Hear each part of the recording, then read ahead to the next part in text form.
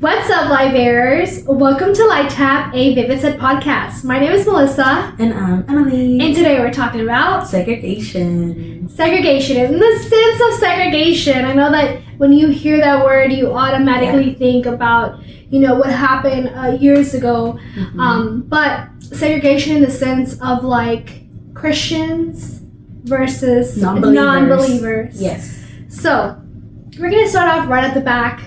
We haven't been here for a while. So, disclaimer. We have a couple of disclaimers, actually. Oh my goodness. Number one is... There you go. we have a sore throat. We both are pretty much sick. Yeah. But, we're out here, we're thugging it out. Apologize if we sound a little nasally. Yeah, nasally, or if you hear us coughing. Mm-hmm. We're not going to edit those things out because this is life. Yeah. And so, just so you know, we don't have COVID, but yes, we just have a sore throat. Mm-hmm. Another disclaimer is, and this one we do it all the time, this is a light tap into the subject. If you want to go into detail, if you want to dive in deeper, this is the moment for you to open up your Bibles at home and take that moment to just read it and ask the Holy Spirit to reveal Himself to you through His Word. We're just doing a light tap. Mm-hmm. So, Bible verses. We're going to go ahead and jump right in. Emily will read in English and then I'll read it in Spanish. We will be reading from 2 Corinthians 10:3. It says, For though we live in the world, we do not wage war as the world sees. Does, sorry. En español es 2 Corintios 10:3 y dice, es verdad que vivimos en este mundo, pero no actuamos como todo el mundo. Mm-hmm. And this is the segregation that I want to talk about. And how this topic came about, it was because this, yo miré una entrevista de Molusco TV. He's a Puerto Rican radio personality, very controversial. Mm-hmm. But lately, as of recent actually, he has been doing a lot of interviews with a lot of Christian artists. Uh-huh. Such as Funky, Redimidos, Alex Zurdo, etc., Héctor Delgado, back known as Héctor el Father, Julio Voltio, all these people. And so he had an interview donde estaban los tres, which was Redimidos, Funky, and Alex Zurdo. And they, in one part of their podcast, they talked about the segregation. Uh-huh. Que somos del mundo, estamos en el mundo, pero no somos del mundo. And because they dress in Forces and Jordans and whatever, so he was asking them well, doesn't the church give you a little bit of kickback because you dress like this? And he's like, well, I can't buy from a Christian store. There's not Nike for Christians only. It's just Nike. Just because I'm Christian, I can't have Nike or Air Jordans. Exactly. I can wear those things too. And so then that's when they said nosotros estamos en el mundo, pero no somos del mundo. Mm-hmm. And so they went into this whole It's just thing. the world that we live Exactly. in. And so a lot of people they just hear if you go up to somebody and they're like, hey, I'm a Christian person or whatever, I'm Christian, I believe in Jesus. Mm-hmm. We put it on our IG profiles, whatever. Mm-hmm. People automatically te mira como que sos diferente, como que si sos un alien or something, que venís de otro planeta. And it's just no, they automatically assume oh, you're Christian? Well, I'm not, so I guess we just don't have anything in common. Exactly, we can't hang out. And there just couldn't be anything that you could be interested because you're not allowed to be interested in exactly. those things. Yeah. And it is not like that. And so this podcast is about that, saying hey, we can come together. Mm-hmm. We're different, yes. We have our beliefs and we're not going to change that to agradarte a ti o quedar bien contigo. We rather quedar bien with our Father. Yeah. Pero a la misma vez, we can go to la playa contigo. Podemos ir a chill together. We can watch a movie together. We can go, we can hang out and stuff together. We can have friendship together. Yeah. It's just that everything that you participate, I'm not going to. And the same way that you want me to respect the way that you live, the same way you respect the way that I live. And so, Emily, have you ever encountered, or I'm pretty sure you have friendships when they they're non-believers. How do you handle those friendships? Have they ever been like, oh, I can't hang out with you because you're Christian? You know what? Not really. I think most of the friendships that I have now, even the ones that I, make in an everyday basis, they've been pretty much respectful. Surprisingly, I don't think I've ever had like a big pushback, except for like one of my closest friends. But I think he did it because he was trying to be silly. He was trying to be funny. He was like, "Oh, well, you can't go there," and I was like, "Rude, sir." But everybody else has been really respectful. Thankfully, I haven't had like a big problem, like a big issue. So one of the persons that you have mentioned, like in this podcast, is your cousin Melissa. Yes, my cousin. So she's like a non-believer. Yes. And so have you guys ever had that discussion, or maybe she has been like, you know what? I told her something once and she laughed, but I think she kind of took it like, oh, okay, well, I mean, at least she's thinking about me, Okay. Obviously, love my cousin. She does a lot of things that I don't believe in, and of course, I do things that she's like, well, I don't agree with that. Exactly. Yeah. But she, there was this one time where she was just, going through some stuff, and I was like, well, I'm praying for you, and she kind of just gave me a look, and I was like, what? And she's like, oh, okay. I was like, girl, smack you across the face. What you mean, okay? And then later, she was like, I guess she kind of like sat on it. She thought about it, and like the next time I told her something like that, she was like, "Oh, okay, thanks." And I was like, You have to kind of like sit back and think about it. Yeah. But she's never once to be like, "Well, I don't need your prayer because I don't believe in that." Yeah. She's never been like that. It's much. She's actually come up to me, because when we were younger, we were going through some things, and some of our family members were not okay with some of the things that she was doing. Nothing too drastic, nothing major, nothing illegal, but they were like, well, we don't agree with your lifestyle. And they would treat her different. And I was like, I don't care. This is my best friend. This is my cousin. Like, I love you regardless. And I remember one time she came home, she brought her friends, and I was just like, oh my God, hey, how are you? Like, nice to meet you. I'm the cousin that she's always talking about. And then everybody was like, you're the cool cousin she talks about. And I was like, thank you. Oh my gosh, I've never thought cool before, right? One of your friends. And when they left, she was just like, they were calling you cool because they knew that you weren't going to judge them. Oh. And I was like, did you tell them I'm Christian? And she was like, yeah, I made that specifically clear. I was like, okay, girl, damn. And she was like, yeah, they already know, like, you're not one of those uppity people, like religiosos. I was like, okay, like, even people that are otherworldly, like, they don't believe in what we believe, even they can acknowledge, like, oh, like, at least she's down to earth and she's not judgy. Yeah. Because I think that's a big thing that people put two and two together. Like, oh, if you're Christian, you're judgy. Yeah. And unfortunately, in some cases, that may be true. Not at all. Yeah. But to be realistic, exactly. And I think respect goes a long way. For sure. If you can respect the other person, they're gonna respect you and your beliefs. Yeah. They may not agree with it, but they can. We can cohabitate. Exactly. So some people, that's so hard. It's just like Jesus. Jesus came into this world, and I read bedtime stories to Rolando every day. And we are at the part of, because it's like a big book, and so it's like kind of like it takes place as to like events leading up to Jesus coming. And so then we're at the part where Jesus is here, and this book says like he is a king who wasn't born in a palace. He didn't have a crown. To like a royal city. He wasn't like a very happy welcome from like the whole city or whatever. He was born like in a stable.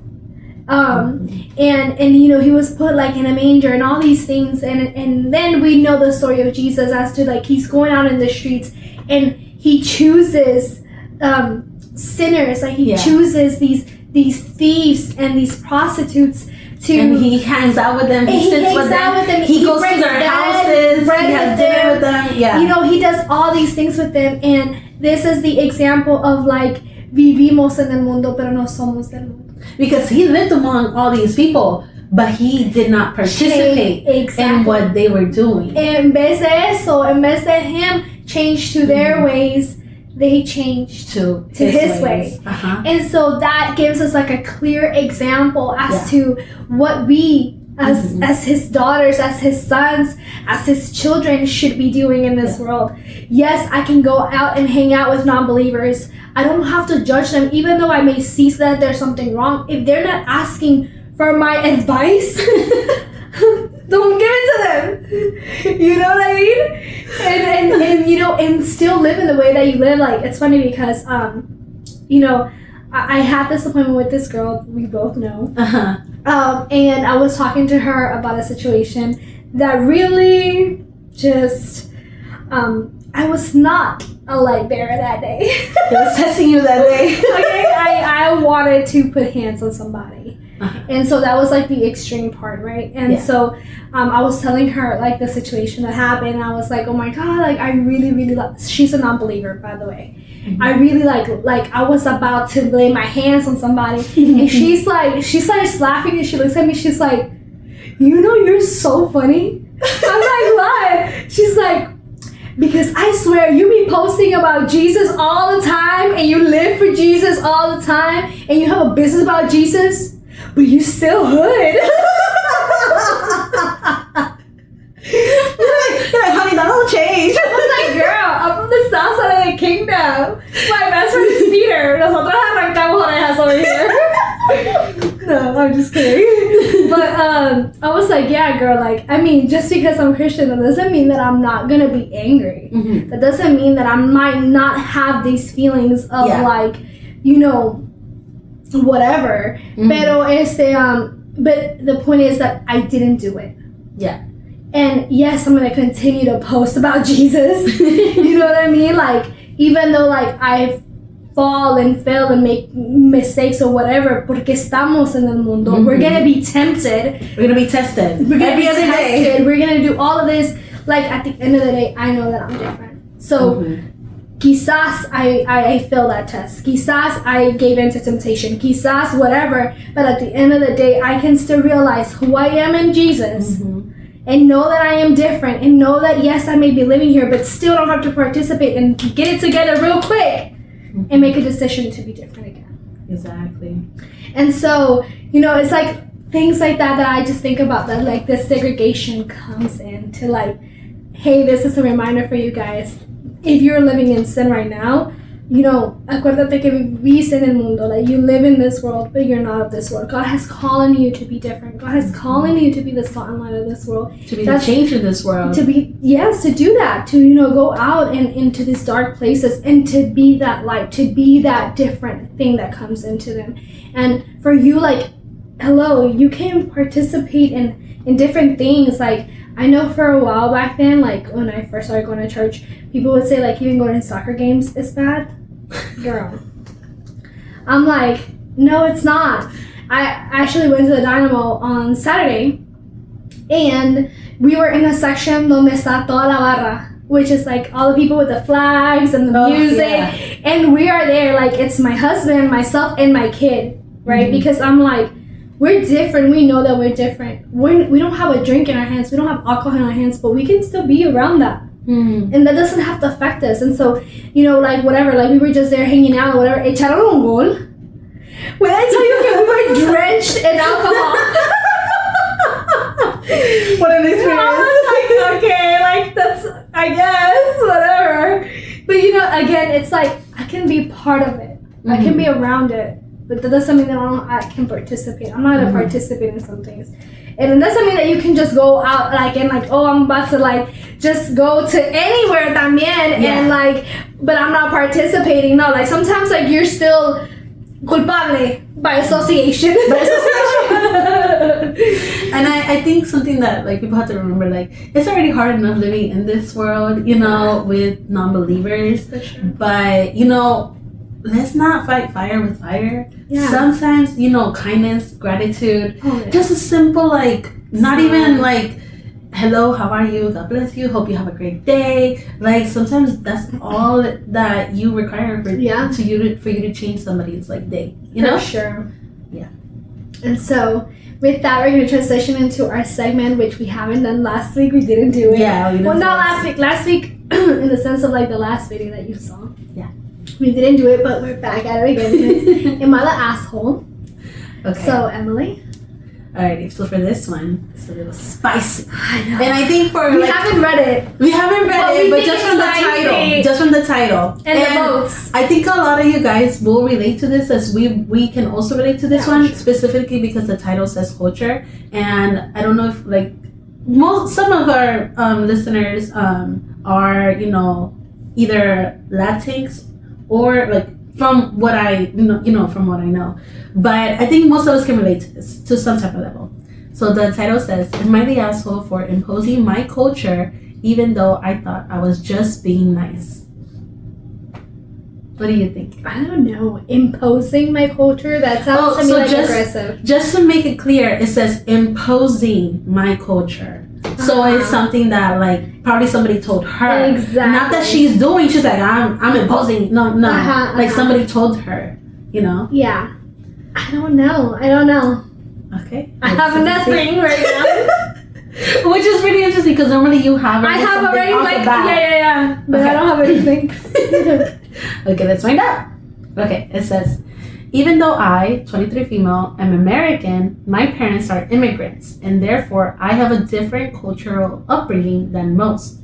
One thing that was hammered into my head from a young age was to always bring a small gift when visiting anyone's house. It doesn't matter if it's family or friends or that one person you kind of know but don't really like, bringing something is a must. Do you? Yes, when it's like a new person, I guess. But it just depends. I guess if I'm invited to like una comida, I'll say like, hey, yeah, like for sure, like what do you guys want? Like I'm bringing XYZ, whatever. But it's like you come to my house every weekend almost. Yeah. I don't always bring something. I can bring you coffee once in a while. I don't expect but it's exactly. So it's not like a must. Like you can't come over if you don't bring me something. Because they say, exactly. They say like always bring it. No matter if it's family, no matter if it's friends. Like I go to my mom's house. I don't take her stuff every time that I go to my mom's house. You know what I will say though? In my family, we don't always bring something. But when it's a birthday, Christmas, Thanksgiving, somebody got sick, or there's a new baby, we always bring something. Okay, but that's always. Different. But that's just my family. But on my aunt's side, I cannot leave their house. Like my uncle, my aunt cannot come to my house if they don't bring something. Especially ever? Like not ever, but even if they forget, my uncle will drive to my house to drop something off. It's so weird. Like always. I cannot. Well, they don't live in their house anymore. But so if they visit like every weekend he brings something. Okay, it can be a mango. It can be a bag of peanuts. It could be a drink. He will leave something. Wow. Okay. And it's freaking crazy because I went to drop on my aunt at her house after an appointment, and I was just let me just go in. Let me use the restroom real quick, and I'm gonna leave. Yeah. Nothing big, right? As I'm walking out the door, my uncle is running after me, like, here, take this to your mom, and this is for you. And then next time, I'll get you the rest next time. And I'm like, Theo, it's okay, like, it's okay, like, I don't need it. And he was just like, no, take it. I'm not gonna need it, so you take it. And that's something that he always did. Okay, so I guess it depends. I think it depends. Yeah, it depends in the family. Okay, it says, my boyfriend, 28 male, and I have been dating for almost 4 years now. And since we both work from home, he suggested we make dinner with his parents, a weekly thing, since we haven't been able to see each other much for obvious reasons. I love his parents, so obviously I agreed. Every week I made sure to bring something small to show my appreciation for them cooking for us, always using my own money. A small bottle of wine, their favorite dessert, some flowers, etc. etc. Right? And they always thank me for it. This has been going on for a few months and absolutely didn't notice anything out of the ordinary until yesterday when my boyfriend and I were preparing to head over. I got in a cute vase of daffodils since luckily I found some in bloom and my boyfriend's mom really loves them. But my boyfriend suddenly got really mad and asked why I kept bringing stuff over every week, like his parents were a charity case. Get out of here. Honestly, I got super confused and I asked him what the problem was and that I've always done this with everyone, including his friends since we met. That it was a cultural thing, but then he got even madder and told me to stop imposing my culture on everyone, and it's weird since I'm white. What? At that point, I didn't feel like going anywhere with him and just gave him the flowers and went for a walk while he drove over to dinner by himself. After he came home, he still had the flowers, which he gave to me and told me he was sorry, but his parents really were super annoyed with me constantly bringing stuff over. Like they can't take care of themselves. And later on, I got a text from his dad asking me not to come over for dinner anymore. Now my boyfriend's giving me the cold shoulder unless I give his parents a huge apology. But I really, truly don't feel like I'm in the wrong for trying to be nice to them. Am I the asshole? Should you start or should I start first? Oh, whatever. First of all, I want to point out something that I think should be clear, right? They've been dating for 4 years. After 4 years, whether she visited their parents often or not, don't you think you would know by then? She gives gifts a lot. Like, she even said, whenever we see our friends, I give gifts. It's not like he didn't know that this was, a thing for her. Uh-huh. You know? Yep. Even to the point where he was just they're not a charity case. They can take care of themselves. She just bought over a bottle of wine. Flowers. That's taking care of them? Exactly. Do you have that big of an ego? You're literally... that right there. I understand if you're I have my own money. I can do that myself. I don't need you to do it. That's not the important thing. It was just a nice gesture. Yeah. That's what you... I'm gonna let you do the rest. Because you will go in deep. I can go in deep. But okay, so am I the asshole? Absolutely not. You are not the asshole. You're not imposing your culture on anybody. No. It's called freaking manners. How about you get some? I told you she was gonna handle it. Also, I'm actually okay, well, she's American, but her parents are immigrants. Uh-huh. I wonder from where, and that kind of makes me feel well, she doesn't say where is he from or his parents. But I'm just clearly, I don't understand how gift giving, it probably is not, okay, yes, it has something to do with her culture, but at the same time, it could just be her love language. Yeah, giving gifts. And so I'm just you're really gonna take, you were saying, a bottle of wine, some flowers, que a lo mucho te puede costar unos $10. Exactly. You're gonna take that and you're gonna take that as your charity? What suegros wouldn't be freaking happy that sus, daughter-in-law, son-in-law will bring them something every week to think about them every week? No, something is not wrong with you. You're not the asshole. They are. And then here's the thing. And then it's your boyfriend's the asshole too, because he should have spoken up to them and be hey, that's actually a good thing, mom and dad. And here's the thing, she even said, I'm using my own money to do all of these things. Yeah. Because I want to show that I'm being grateful. Her boyfriend's parents, they cooked the meals. They brought everything. She never said, hey, we're bringing the mashed potatoes. Exactly. We're bringing the corn. We're bringing the rice. They never bought anything. They just showed up. At some point, you do feel damn, I'm getting free meals and I'm not inviting them out or I'm not bringing something. Let me show them a way that I'm grateful. And then for his dad to text her and just say, don't come over for dinner anymore. I'm sorry, sir. You are much older than this person. You're really going to act this immature. You're really not even going to have a conversation. They probably think that's kind of childish, but really they're being childish. They're being freaking childish. Mm-hmm. And let's just, not trying to get too deep, but I think there's something else going on in here. Because he said that, where is it? To stop imposing my culture on everyone and that it's weird since I'm white. I think there's something else going on here. I don't want to go in too deep because, that's going to be a whole other conversation. But the fact that he said that, probably she can look passing. I don't know, like we said, we don't know what kind of culture, we don't know, what her background is. But he was probably oh, well, since you look this sort of way, you should act this sort of way. That's all I'm going to say on that topic. Yeah, let's not even get into that. think, but the fact that the parents had the audacity to say, like, oh, you can't come over anymore, and he's like, you need to apologize. Exactly, like apologize for being nice, for showing that I'm grateful to you. Okay, you know what? I'm not gonna do it again. Yeah, I don't need it. That is so. Oh. So we have an update. You guys are ready? I'm kind of ready. Let's go. Yeah. Okay. So it says. Okay. Update. First of all, I just want to thank everyone for the overwhelming support and replies on my first post. I'm looking forward to going over to everyone's houses for dinner, and I'll be sure to bring all the things you said you liked. Many flower lovers out there. I'm now also apparently the daughter-in-law to a lot of hopeful parents that replied as well. Exactly. So I hope I can deliver on expectations. After my last update, I told my boyfriend I was sick and tired of him dancing around the issue with his parents, and I was going to go over their house whether he liked it or not. At this point, I think he realized that whatever he was doing had backfired, so he sat down all angry and told me he'd explain. Oh, hell no. I sat and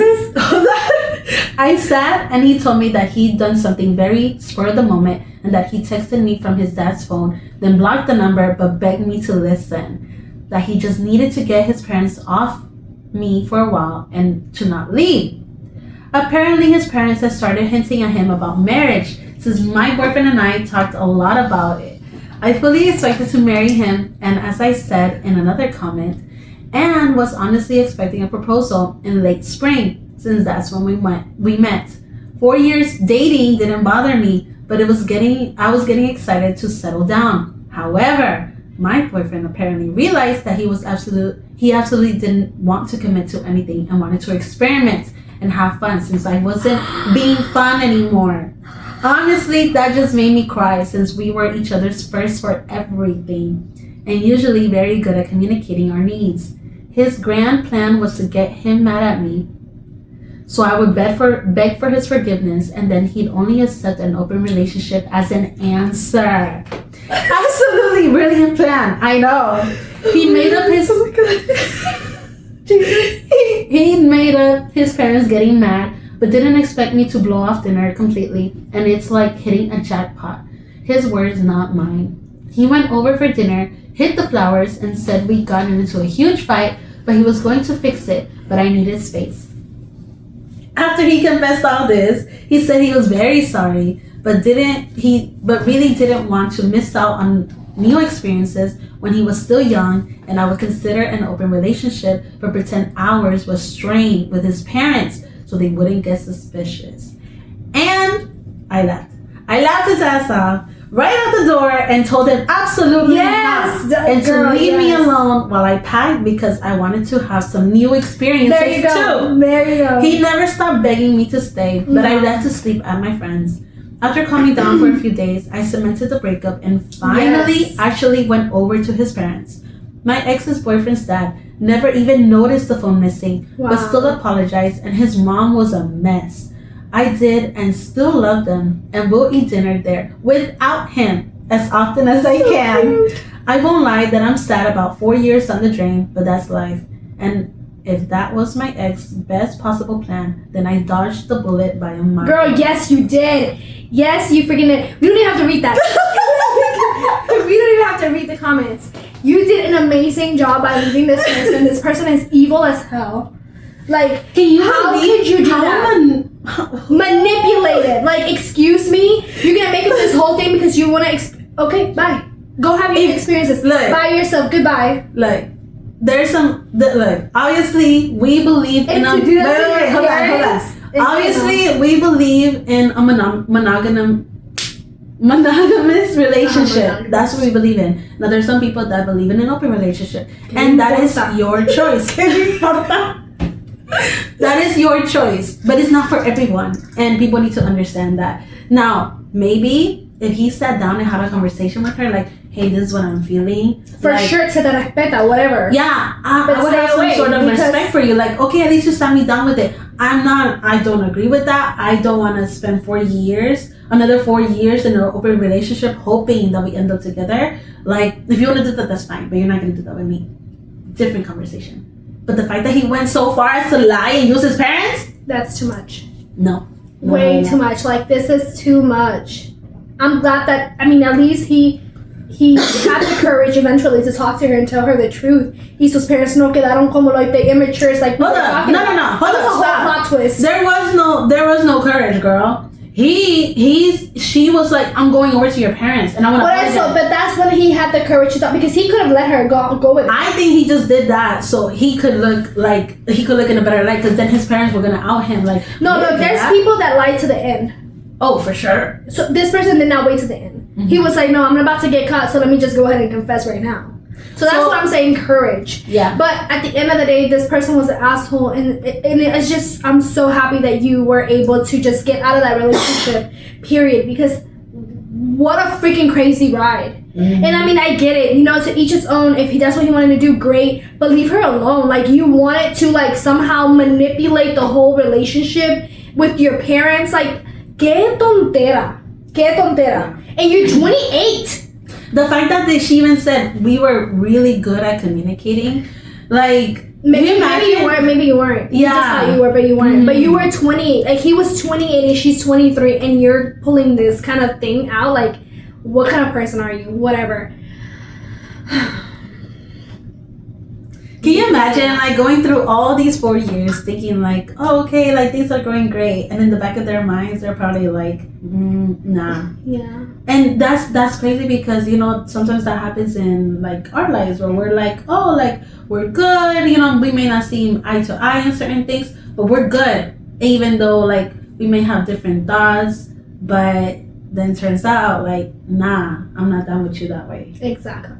You know, at least she realized that, you know, she was like, I don't want to be a part of this lifestyle. And she separated herself from and apart from him being an asshole about it, you know? I mean, I'm glad that she got away, honestly, like, and I'm glad that she's still able to have that relationship with the parents, because they were like, man, nosotros vamos a caer aquí, like, we thought you were gonna be our daughter-in-law. Exactly. You know, and a lot of people, it's hard to leave a 4-year relationship, but she's like, damn, I just wasted 4 years of my life. You know, but at least she had the courage to walk away. Exactly. You know, she was able to, like, really not be gaslighted by this person, and was like, you know what? You can leave. Like, get out of my life forever. Like, you want to have your fun experiences? I want to have some new experiences too. Go have fun. Yeah. And I'm going to have my own fun experiences. Exactly. Like, I am so glad that she was able to do that, like, right off the bat, and not fall into whatever crap he was saying. Oh my god. that was a roller coaster of emotions for us. It was. Like, I was like, no, the parents are, you know, jerks. Yes. Whatever. And then it turned out they're so much just a manipulative asshole. Exactly. 28-year-old.